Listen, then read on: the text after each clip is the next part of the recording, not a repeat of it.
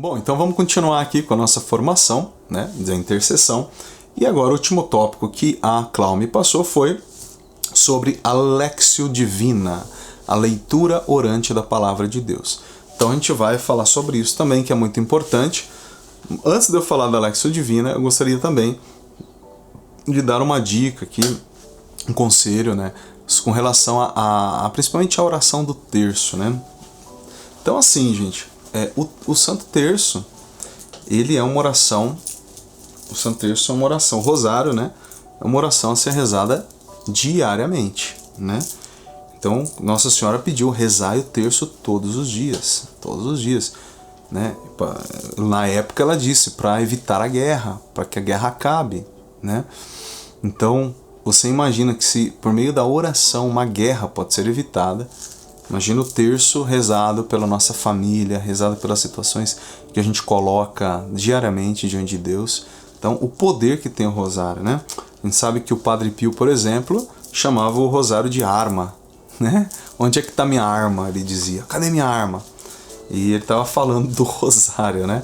Então, cada Ave Maria que a gente reza é uma paulada na cabeça do demônio, né? Porque a gente proclama novamente que a Virgem Santíssima disse sim e o Verbo se fez carne e habitou entre nós para nos salvar. Por meio de uma virgem a salvação entrou na terra, por meio de uma virgem o céu se abriu para nós, porque Cristo veio ao nosso encontro, Deus veio ao nosso encontro e nos devolveu a vida eterna novamente. Então, o rosário é uma oração maravilhosa, oração... São João Paulo II dizia que era a oração preferida dele. É uma oração que nos faz mergulhar nos mistérios da vida do Senhor, que nos une ainda mais a Cristo. Então, é uma oração que a gente pode colocar no nosso dia a dia, né? E a dica que eu ia dar é a seguinte: é necessário estabelecer um tempo, um período para a gente rezar. Então, eu digo para vocês, teve um momento na minha vida que eu estava com muita dificuldade assim, de rezar o terço todo dia, né? E eu descobri o remédio para isso. Eu descobri para mim, né? O remédio é você estabelecer um horário para você fazer isso, né? O grande problema meu é que eu deixava assim, em algum momento do dia eu vou rezar o meu terço. Só que esse momento não chegava. Talvez você se identifique com isso, né? Então, assim, a solução para mim foi, por exemplo, eu trabalho, eu saio de casa, tem dia que eu saio às 5, tem dia que eu saio às 6 horas, né, da tarde. Eu trabalho à noite, como eu já falei. Então eu falei, eu vou todo dia. No dia que eu saio às 6, 5 horas é o horário do meu terço. Eu posso estar fazendo o que for, eu posso ter o compromisso que for aqui, não importa. Eu vou fazer tudo até às 5. 5 horas eu vou parar e vai ser o meu terço. Vai ser o horário de Nossa Senhora. Eu até coloquei esse nome, assim. 5 horas é a hora de Nossa Senhora para mim. E aí meia hora eu rezo o terço. 5, 5 e meia, das 5 às 5 e meia, terminei. O dia que eu saio mais cedo, eu começo o terço às 4. Então eu faço tudo que eu posso até 4 horas. Todos os afazeres. 4 horas eu paro. E aí eu rezo o meu terço. Entendeu? Isso solucionou o meu problema, meu irmão, minha irmã. Solucionou o meu problema. Se você tem essa dificuldade, faz isso. Você vai estabelecer um horário. Esse é o horário que eu vou parar para rezar. E aí você consegue rezar.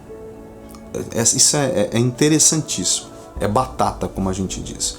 Por que o povo, por exemplo, que está no seminário consegue rezar nos horários certos? Porque ele já tem uma hora estabelecida para isso. Tá hora, né, no seminário. Quem já foi seminarista, quem conhece aí o seminário, sabe que é assim. Você tem um horário para tudo, desde a hora que você levanta. Então, tem lá o horário de ir para capela. Então, por que o cara tá sempre lá rezando? Porque tem um horário fixado para fazer aquilo. Então, se a gente fixa um horário, a gente consegue rezar. E aí, então essa é a dica, tá bom? Reze o terço todo dia, você vai ver o poder que tem a oração do rosário. É poderosíssimo. Por isso que Nossa Senhora, toda vez que ela aparece, ela pede pra gente rezar o terço. Ela não ia pedir à toa. Ela sabe o poder que tem, né? Ela sabe a intervenção que tem isso aí, né? Até me fez lembrar de uma história de um Meu irmão me contou essa história há muitos anos, isso aí foi lá há 30 anos, né? Meu irmão me contou essa história, disse que tinha um rapaz que ele frequentava a igreja e tinha uma pessoa que queria fazer um mal para ele, né? E aí essa pessoa procurou um feiticeiro, procurou lá um macumbeiro, né? E aí o macumbeiro disse que, ok, vou fazer o trabalho, tal. Disse que ia fazer o trabalho para a pessoa e tentou fazer o trabalho, tentou. Chegou uma hora que o feiticeiro falou, não consigo fazer trabalho para essa pessoa de jeito nenhum. E a outra falou assim, por quê? E aí o feiticeiro falou, olha, eu vejo essa pessoa com umas bolinhas na mão, umas bolinhas, não sei o que é, e essas bolinhas não me deixam fazer nada com ela. E essa outra pessoa, né, rezava o terço todo dia, né? Então o terço, ele é uma arma poderosa, ele é uma arma poderosíssima, tá certo? Vamos lá, então agora vamos falar da Lectio Divina, certo? Bom, essa é uma oração não, né? Mas não é. Essa é uma prática na igreja muito antiga. Os monges, há muitos e muitos séculos, eles faziam esta leitura da Bíblia, chamada de leitura orante da Bíblia, ou seja, é ler a Bíblia em oração. Então os monges faziam isso até que um certo monge, um desses monges, chamado Guido, ele resolveu então escrever um método, né? Ele meio que transcreveu aquilo que os monges já praticavam, né? Então ele estabeleceu 4 etapas para que você possa realizar a leitura orante da Bíblia, né? Então vamos lá, o primeiro degrau desta prática é a leitura. Então vamos lá, vamos falar de uma forma bastante prática aqui como é que você faz a leitura orante da palavra de Deus.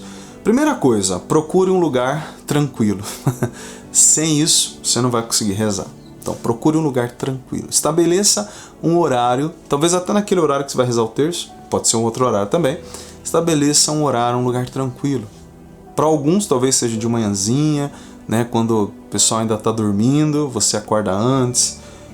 Ou para outros pode ser à noite, para quem fica em casa às vezes que não tem ninguém à tarde, mas estabeleça um horário. E aí, o que você vai fazer? Primeiro, tranquilidade, vai rezar, né? Você vai começar em nome do Pai, do Filho e do Espírito Santo, vai desligar, deixa a TV desligada, a rádio desligado, celular a 1 quilômetro de distância, e aí você vai então entrar na presença de Deus e vai pedir o Espírito Santo. Você vai pedir o dom do Espírito Santo sobre você. Pedir para que o Espírito Santo ele te conduza durante a leitura da Bíblia. Porque a igreja nos ensina que se o Espírito Santo foi aquele que inspirou os autores a escreverem a Bíblia, aquele que falou pelos profetas, o Espírito Santo, aquele que inspirou os autores sagrados a escrever aquelas coisas, o único que pode nos conduzir nesta leitura é o próprio Espírito Santo, que é o autor das Escrituras. Então eu vou ler junto com o autor delas. Então por isso que eu preciso pedir o Espírito Santo antes de ler a Bíblia. Então aí, beleza, li, aí vou selecionar um trecho da Bíblia. O que é recomendado é que você pegue ou Salmos, ou você pegue um trecho do Evangelho. Esse é o mais recomendado. Você pode pegar qualquer passagem bíblica, mas o mais recomendado é um salmo ou um trecho do Evangelho. Você vai pegar um trechinho do Evangelho, igual do Evangelho. Você pode fazer isso com o Evangelho do dia, por exemplo. E aí você vai pegar o Evangelho ali e vai calmamente ler aquele trecho. Então o primeiro passo é a leitura. É o degrau, o primeiro degrau, leitura. Então você vai ler calmamente, palavrinha por palavrinha, prestando atenção naquilo que você está lendo, prestando atenção no contexto, né? O que estava acontecendo naquela situação, quem que estava fazendo o quê, quais são as pessoas que estavam ali, o que elas estavam fazendo, o que elas estavam pensando, né? Tudo que você pode extrair da leitura, você vai calmamente degustando palavra por palavra, observando as ações, observando tudo em redor. Então, você termina de ler, leia mais uma vez. Você lê a segunda vez com calma, prestando ainda mais atenção nos acontecimentos. Muito bem, esse é o primeiro passo, tá? Tô falando de uma forma resumida, mas você pode demorar mais para fazer isso, tá? Então você leu, ok. Vamos para o segundo degrau, que é a meditação. Então, quando você terminar de ler, você vai parar para meditar no que você leu. E você vai, então, ficar pensando naquela palavra. Vamos dar um exemplo aqui. Suponhamos que você esteja lendo o nascimento de Jesus na Gruta de Belém, na manjedoura.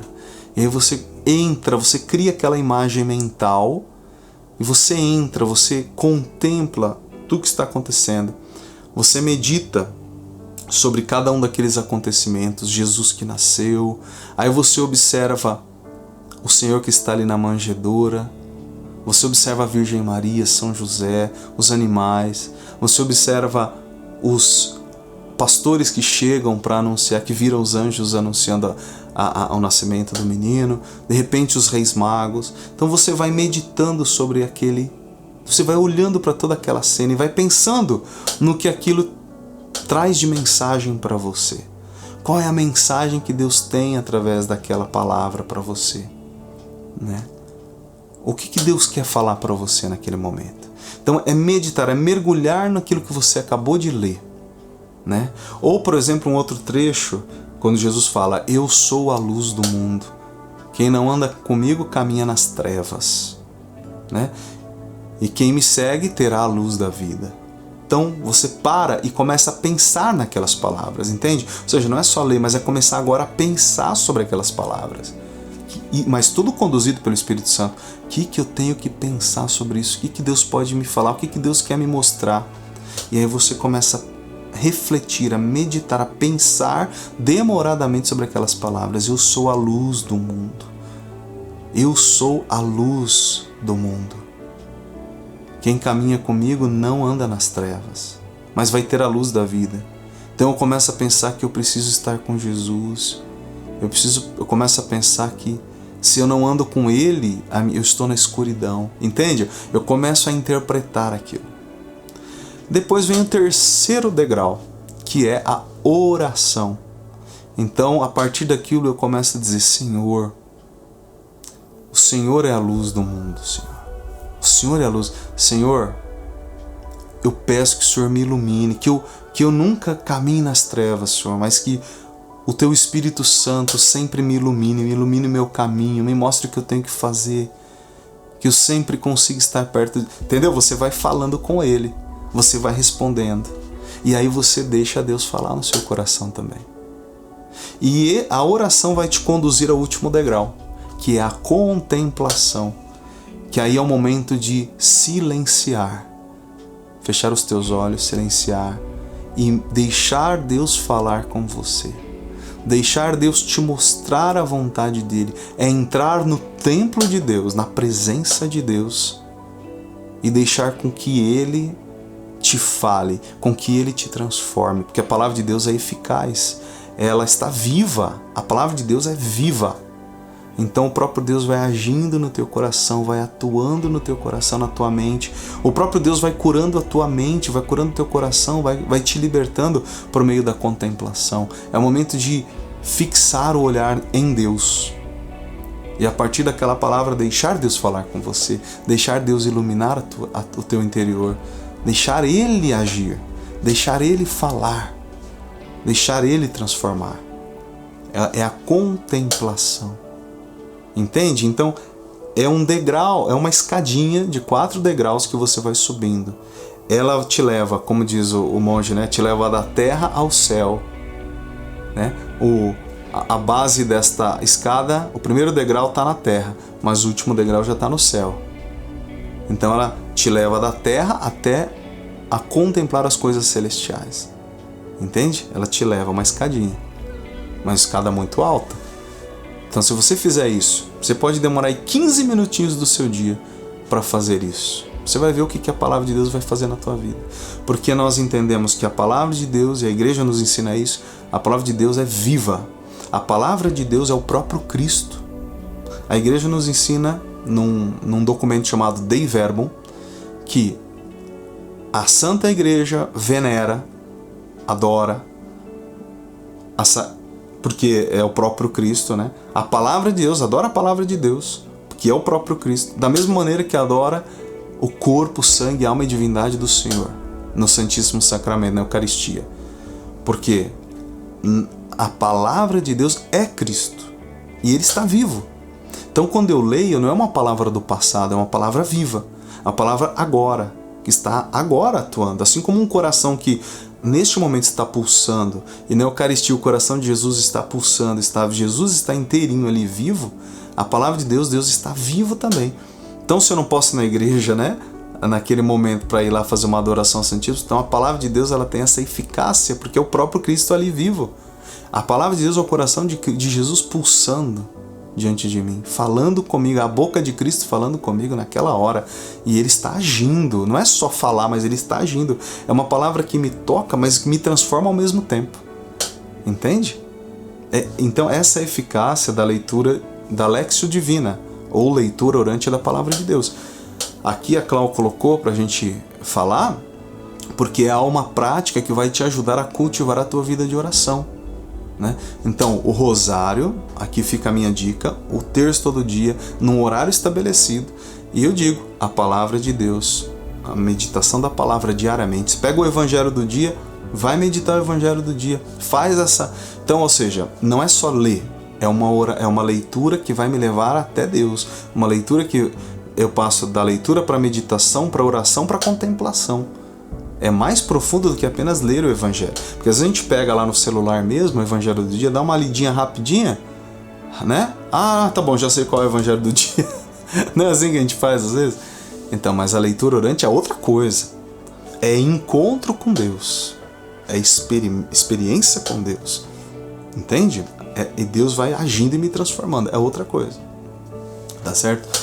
Então, olha, eu vou finalizar aqui o nosso encontro, então, falando também de um tema importante, que quando eu preparava esse encontro eu pensei muito, e eu não vou falar muito, mas eu quero que você dê uma pesquisada sobre isso, sobre a inabitação da Santíssima Trindade na nossa alma.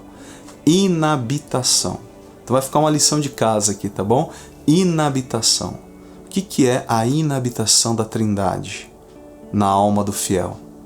Né? A inabitação é que quando nós somos batizados, a Trindade Santa passou a morar dentro de nós. O Pai, o Filho e o Espírito Santo habitam dentro da nossa alma, dentro do nosso ser. Então, se você quer intimidade com Deus, Ele já está aí dentro. É só mergulhar nele. E Ele vai se manifestar. Jesus falou, aquele que me ama será amado por meu Pai, nós viremos a Ele e faremos nele a nossa morada, e eu me manifestarei a Ele.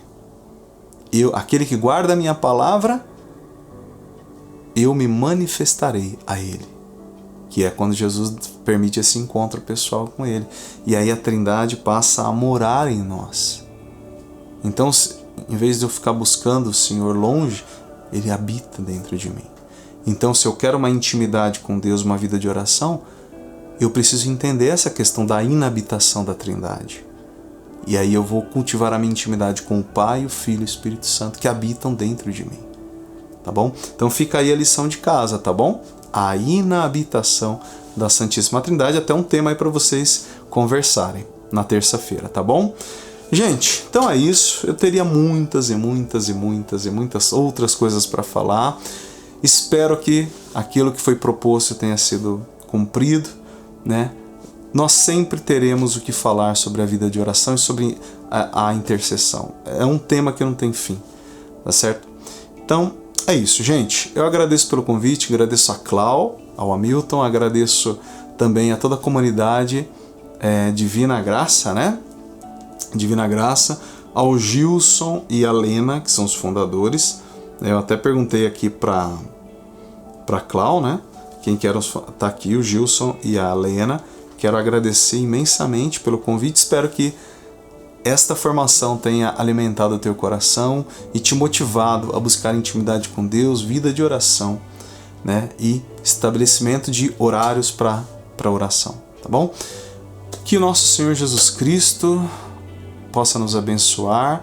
Nós agradecemos a Ele por tudo que foi dito, agradecemos ao Espírito Santo por nos ter conduzido, agradecemos a nossa Mãe Santíssima por ter intercedido por nós nesse momento. Que o Senhor, por intercessão de São José, por intercessão de Nossa Senhora, nos abençoe. Em nome do Pai, do Filho e do Espírito Santo.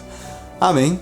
Meu irmão, fique com Deus e nós nos encontramos numa próxima oportunidade. Deus abençoe você.